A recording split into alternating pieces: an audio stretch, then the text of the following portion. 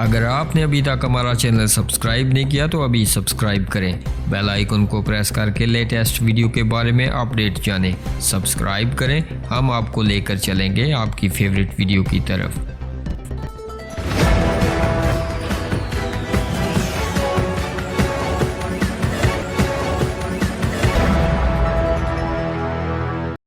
जरा नम हो तो ये मट्टी बड़ी जरखेज है साकी। अमेरिका में पाकिस्तानी नियाद शहरी को बड़े ओहदे पर तैनात कर दिया गया।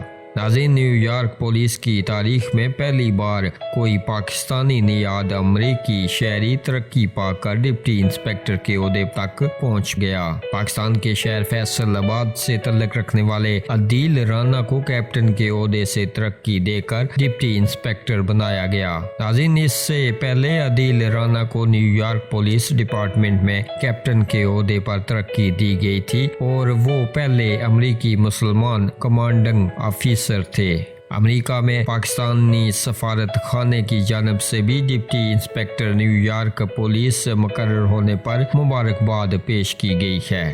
नाज़रीन, आप भी अपनी राय का इजहार कीजिएगा इस खबर के हवाले से नीचे कमेंट बॉक्स में, और मज़ीद खबरों और अपडेट्स के लिए हमारे इस चैनल को सब्सक्राइब कीजिएगा।